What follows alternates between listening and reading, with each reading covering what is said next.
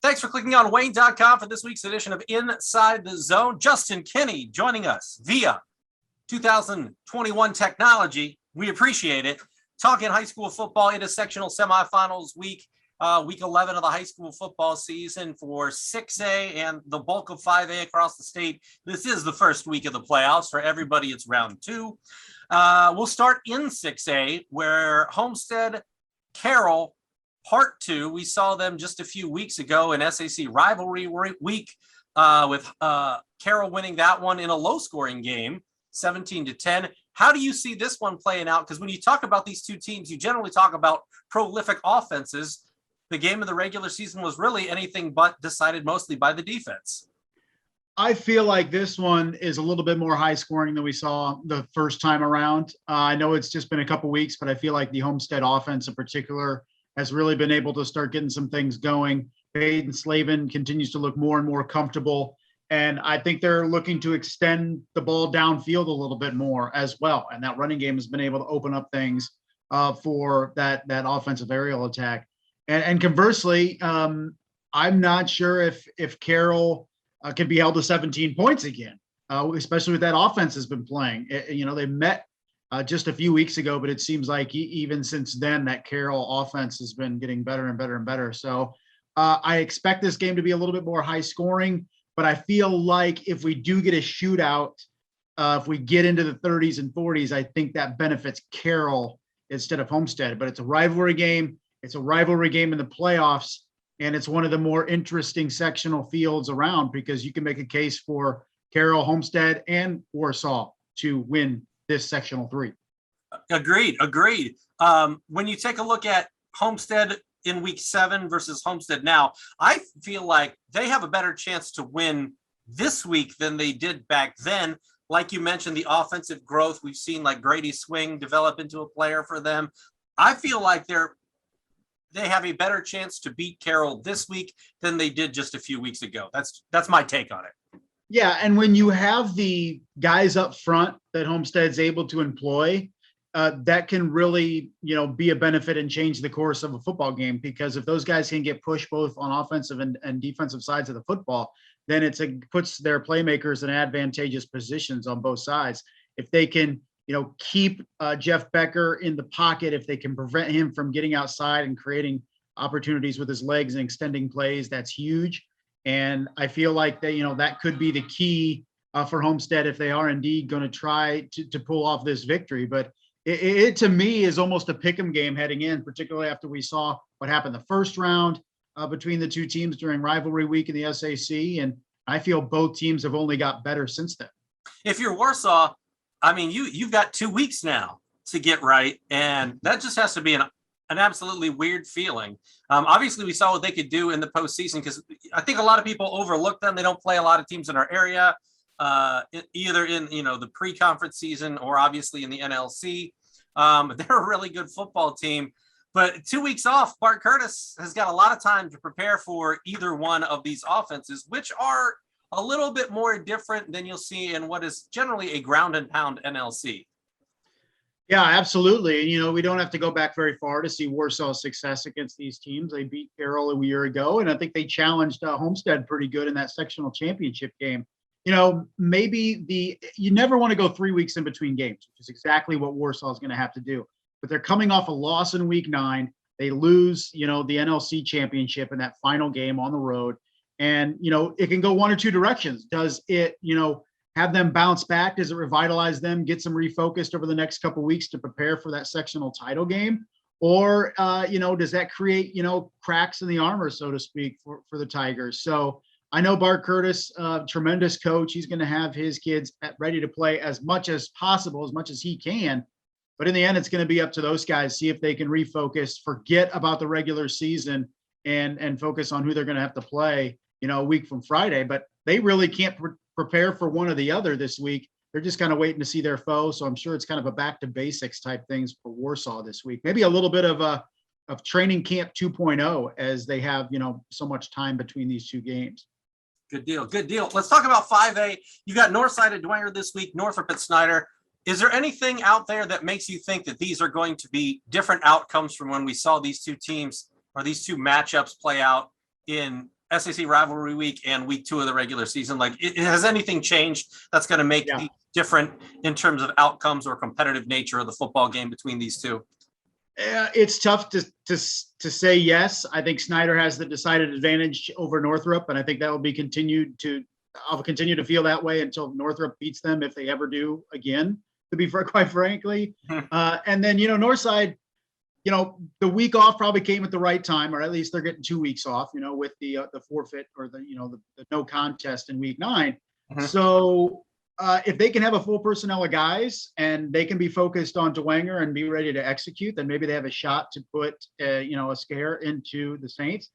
But they really haven't risen to the occasion since early in the season. They took Snyder to the brink in week 1. And so where are the minds at for Northside? I think if they're healthy, they have the personnel to challenge a Dwenger team that's not as powerful as we're accustomed to seeing. But at least over the final couple of weeks of the season for Bishop Dwenger, while they missed out on some wins, I think we can agree that the Bishop Dwenger of week 7, 8, 9 was much better than we saw Bishop Dwenger of weeks 1 through 6. Yeah, we've seen in years past, James Hardy versus Dwenger. We've seen elite players be able to elevate their games against teams that they appear overmatched against. Maybe Tay Johnson can give a James Hardy-esque performance. I know Northside fans would certainly love to see that. For a sectional 19, we got DeKalb at Leo, Columbia City at Northridge. DeKalb and Leo met just a couple of weeks ago in the slop. It was only 14-0 Leo, but of course Leo gave us another instant classic last week with the touchdown late from Jackson Barber that won the game against East Noble. And you got Columbia City at Northridge as well. How do you see those two games playing out? And really the question, when you look at that sectional after Leo has beaten East Noble, is can anybody stop the Leo Lions at this point?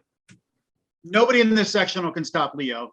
You looked at the seeding at the field, and you thought maybe Northwood, if they got to that final, just because it's a good program and they have some good losses, you'd say, in terms of the teams in 5A and some really good teams in 4A.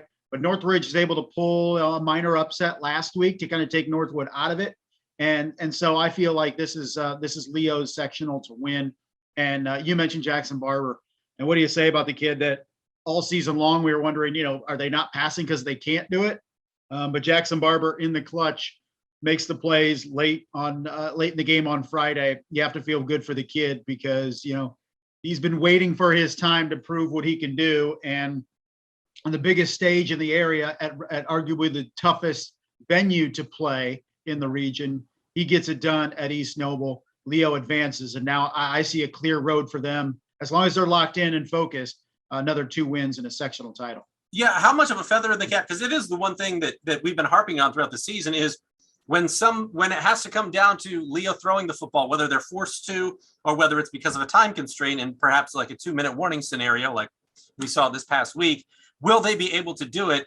So we asked the same question with Adams Central, and it looks like both of them can, and Leo definitely answered the bell. So how scary is that for everybody else in 4A now when they watch the tape at the end of that game and say, oof, gosh, when it comes down to crunch time, like they can do it. Yeah. I think that, the question, not only does it put the fear into the teams in the 4A North with what they saw Leo do late in that game, but also you're wondering, okay, now what does Leo do going forward as soon as this Friday or next Friday? Do they mix in more passes, in the offense? Or do they just go back to run heavy, and when they need to pass, they will? So I think, some Leo fans are hoping, okay, what we saw to Jackson Barber, maybe that'll open things up a little bit with that offense. But, conversely, coaches like to stick with what works. And, while they needed Jackson Barber late last Friday, the majority of their wins have come on a dominant running game. So I think that's a storyline to watch maybe this week. And definitely next week in the sectional championship for Leo is, do they mix more passes, some actual play calls that are passes during the course of the game as they try to loosen up defenses? And you mentioned that Northridge had the minor upset last week. Columbia City, we know with Greg Bolt, pretty solid football team. Got some other senior, Hunter Herron, and a number of young guys as well that can play for that team. I think that's an under the radar, secretly good game this coming Friday. Yeah, I mean, if it was at Columbia City, I like their chances a little bit more. But, it was a tough year for Angola. And last Friday, you thought maybe they could go in and give Columbia City a game, and that definitely didn't happen. But I think Northridge is a different challenge for Columbia City because Northridge is going to be physical and throw their weight around and really challenge Columbia City up front towards the line of scrimmage. And we've seen Columbia City struggle with that over the better part of the season, particularly in the second half of the year, is when they get challenged, when they get socked in the mouth, they have a difficulty in responding. And I think that's the kind of game they're going to have at Northridge on Friday. If they can find a way to respond to that, they have a shot to pull off a win on the road. But it would be the first time that we'd seen that this year, because otherwise they've really kind of backed down from those types of challenges. Let's talk about 4A Sectional 20. This one about as wide open beginning of the playoffs as you could ask for. But we've got Wayne at Delta this week and Mississinawa at New Haven. New Haven kind of skated by Huntington North last week. A little surprising that it was that close, I think, but close to the Vikings for a good game there. And then Wayne winning the 200th game of Sherwood Haydock's career, but having to go down to a historically pretty solid football program this week in Delta. I mean, this is still anybody's sectional as far as it goes. How do you see this Friday playing out in those two contests? I think we're hoping for that Wayne New Haven sectional final that I could, I think is going to be pretty exciting if we have that. But both teams have challenges, particularly Wayne going to Delta. And that Wayne offense has been able to find, each and every week being able to find running room. And once again, last week with Lamarion Nelson and Sean Collins being able to put up over 160 yards and all 4 touchdowns for that team between them against Marion.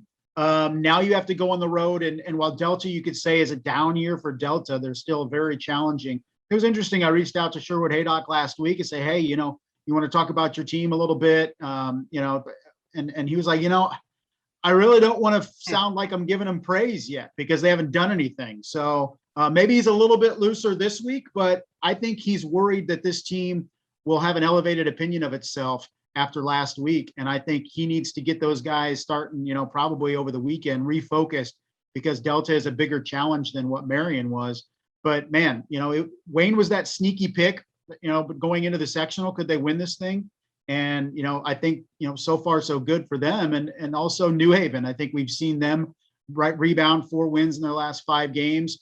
Mississinawa looks better on paper in terms of wins and losses, but New Haven plays a much tougher schedule. And I think it's going to be tough for Ole Miss's players to match up with the athleticism, particularly on the outside, that New Haven's going to be able to employ. So I like both our local teams in those matchups, but, maybe we're a little bit of homer. Maybe you can take the Delaware County angle. Well, I was going to say, I really like the matchup between Wayne and Delta just because historically, Grant Zagunda, who's now at Jay County, Delta has always been a pretty solid football program, but it's been a little more finesse.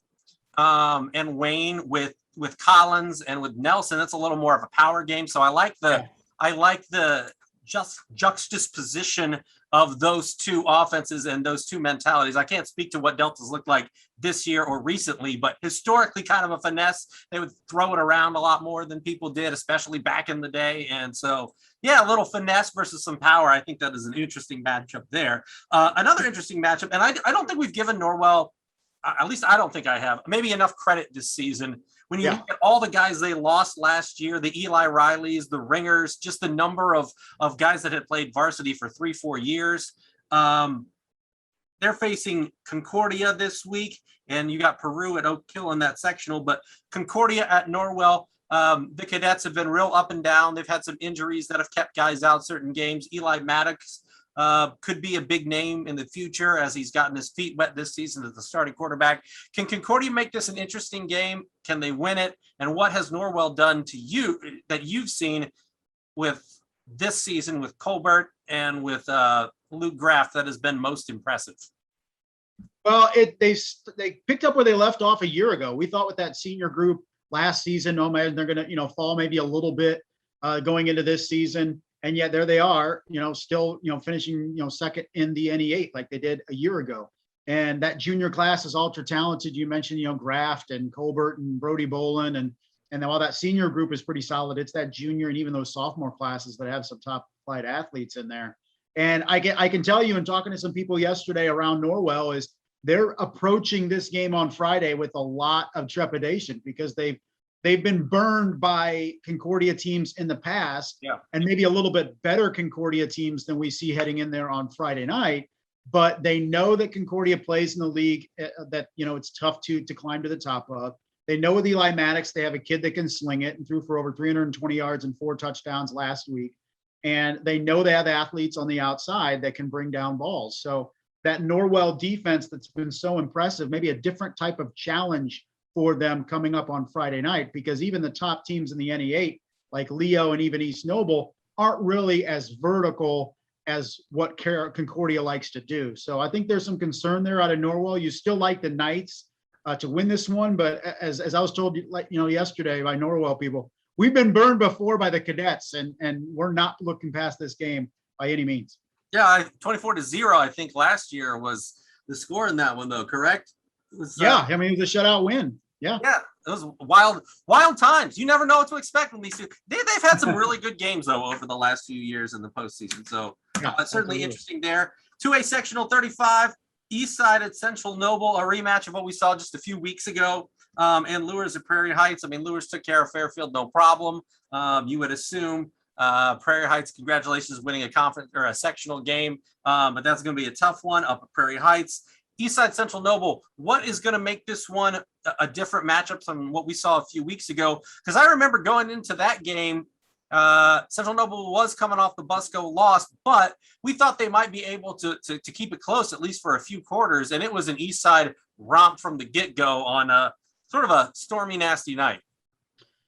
Yeah, unfortunately, you look at this matchup for Central Noble and say maybe their hope is Eastside's looking ahead to an inevitable matchup with Bishop Lures in the sectional championship game, because what we thought would be a decent game when Central Noble came in there to Eastside, the regular season surely was anything but. And so while you feel, okay, Central Noble gets a second shot, the discrepancy between those two teams and the dominance that Eastside, put on that first matchup makes me think they need Eastside to be sleepwalking through this thing to have any type of shot. And conversely, with Prairie Heights and Bishop Lures, I think, Eastside and Lures on a collision course, they just want to, dominate early on Friday, get up, get that clock running, and sit back and get out of there healthy and prepare for that sectional title game.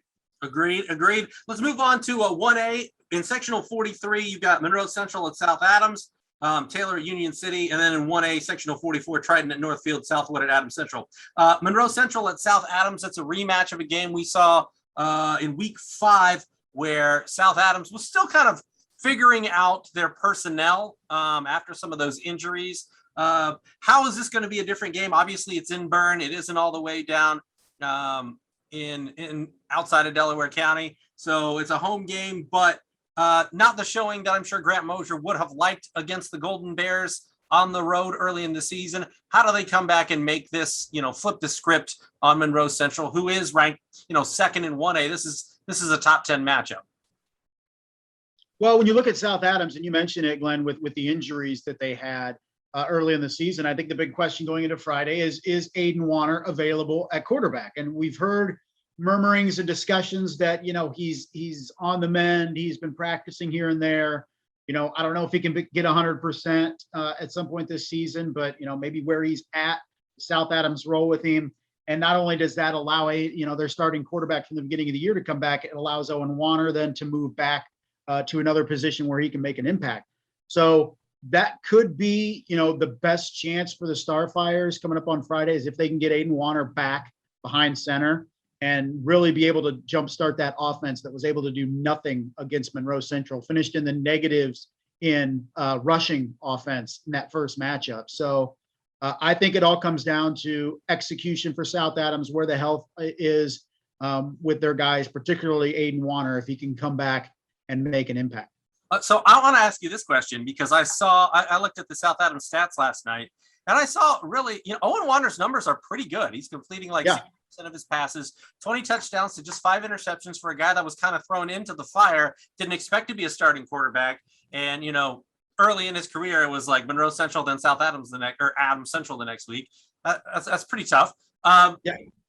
Would you put Aiden Warner at quarterback and then move Owen Warner? Or because Owen Warner's played pretty well, do you put Aiden Warner now at receiver and you've got Shock out there and you've got Aiden Warner, who we know can do as a pass catcher, and put a lot of athletes there on the field and really challenge Monroe Central vertically, which wasn't really something they were able to do in week 5.